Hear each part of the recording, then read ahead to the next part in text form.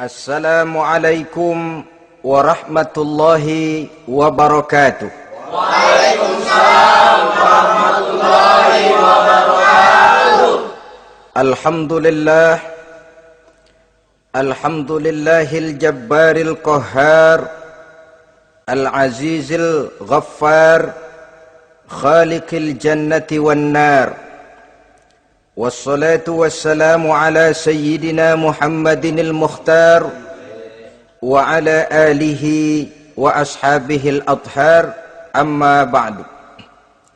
Saudara-saudara kaum muslimin rahimakumullah, pada pertemuan terdahulu di dalam membicarakan tentang hari kiamat, saya sudah menjelaskan bahwa setelah manusia menghadapi pengadilan Qadhi Rabbul Jalil, pada akhirnya terbagilah manusia dalam dua kelompok besar, fariqun fil jannah wa fariqun fis sa'ir. Sekelompok orang masuk ke dalam surga dan segolongan lainnya lagi masuk ke dalam neraka. Maka pada pertemuan kali ini kita akan membicarakan tentang surga dan calon-calon penghuninya.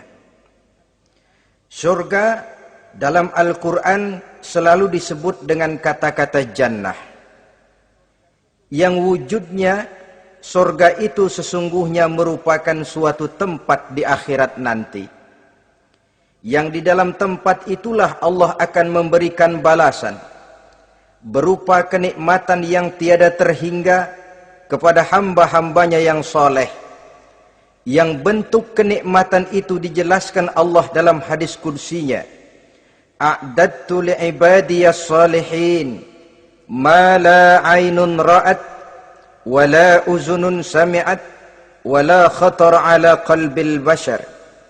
Aku sediakan buat hamba-hambaku yang soleh satu kenikmatan yang belum pernah dilihat oleh mata, belum pernah terdengar oleh telinga, dan belum pernah terdetik dalam hati manusia tentang kenikmatan yang semacam itu.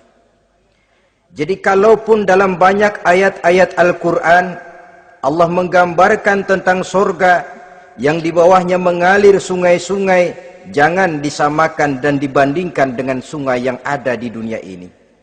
Kalau surga bercerita tentang pohon dengan segala buah-buahnya, jangan samakan dengan pohon dan segala buah-buahan yang ada di dunia ini.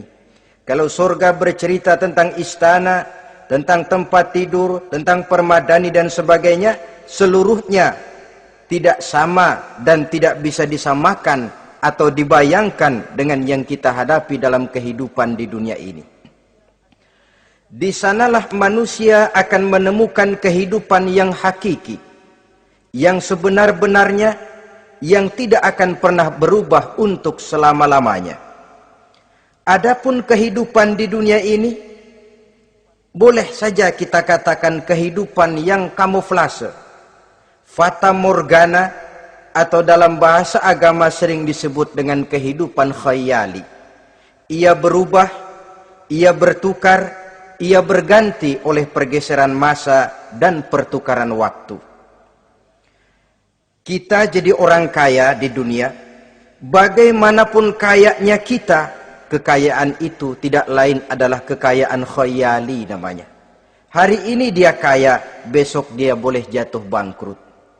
Tengoklah orang-orang kaya di dunia ini, yang tidak cuma sekedar memperkaya diri untuk dirinya sendiri saja, tapi kadang-kadang sudah mempersiapkan untuk anak-anaknya, untuk cucu-cucunya, untuk iparnya, untuk besannya, pendeknya untuk seluruh keluarganya. Tidak cukup harta cuma untuk 1, 2, 3, bahkan sampai 7 keturunan. Tidak cukup dengan uang miliaran, malah triliunan. Tidak cukup dengan punya tanah yang luas, malah gunung dibeli, laut dibeli, langit pun kalau dijual mau dibeli. Sudah melampaui batas yang dinamakan kewajaran, dihinggapi penyakit rakus bin serakah alias tamak, lalu menghalalkan segala macam cara untuk mencapai harta, padahal itu tidak lebih dari bayangan khayali. Harta yang banyak itu mampukah menolak penyakit yang hendak datang? Harta yang banyak itu, mampukah menahan tumbuhnya uban selembar di atas rambutnya? Harta yang banyak itu, mampukah mencegah sebuah giginya yang hendak permisi? Dan pada akhirnya, harta yang begitu banyak itu, mampukah menolak kedatangan malaikat maut? Sama sekali ternyata tidak. Itulah kekayaan khayali namanya. Karena itu orang yang terbuka mata hatinya, dia tidak hanya mengejar kekayaan khayali ini, dia mengejar kekayaan hakiki yang terpendam di dalam kepribadian berupa al-akhlaqul karimah. Akhlak dan budi pekerti yang terpuji yang menghiasi jiwa dan kehidupannya. Ada sifat sabarnya, ada sifat syukurnya, ada sifat qanaahnya, dan segala macam akhlak yang terpuji. Itulah kekayaan jiwa yang tidak bisa dinilai dengan materi. Kita punya pangkat, jabatan, kedudukan tinggi, pangkat apapun di dunia ini sesungguhnya tidak lebih dari pangkat khayali. Buktinya bahwa dia pangkat khayali, pangkat di dunia ini selalu ada bekasnya. Saudara kenal ada bekas camat? Ada? Ada bekas lurah, ada bekas gubernur, ada bekas menteri, ada bekas presiden. Hari ini dia lurah, besok bekas lurah. Hari ini dia camat, besok bekas camat. Hari ini dia menteri, besok bekas menteri. Pangkat khayali. Maka Quran menganjurkan jangan pangkat khayali yang kita kejar mati-matian. Sampai menggunakan sistem jilat atas, injak bawah, sikut kiri kanan, yang penting dapat kedudukan. Padahal itu tidak lebih daripada pangkat khayali. Quran menganjurkan carilah pangkat hakiki. Kedudukan di sisi Allah, maqam di sisi Allah, itulah pangkat yang sebenarnya. Apa jalan ke arah sana? Quran memberikan petunjuk.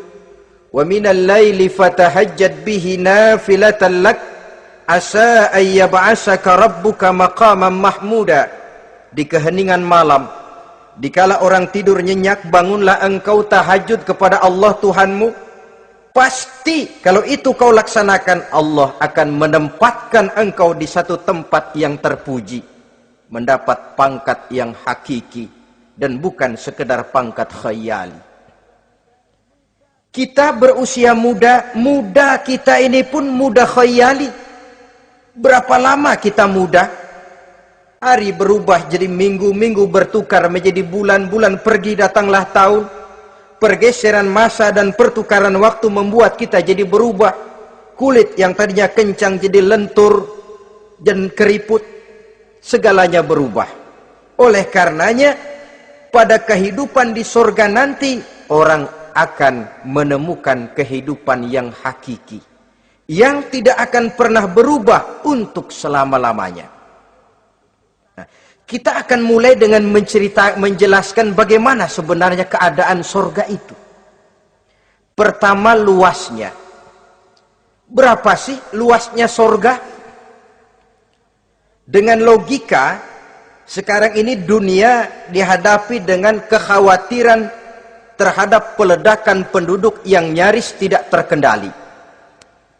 5 miliar lebih jumlah manusia yang nongkrong di permukaan bumi. Tapi sesungguhnya planet bumi yang kita tinggali ini cuma satu planet kecil dari 9 buah planet yang berada dalam sistem tata surya matahari yang lazimnya kita namakan galaksi. Selain tata surya matahari yang namanya galaksi itu, masih terdapat lagi galaksi-galaksi lain yang dengan sendirinya juga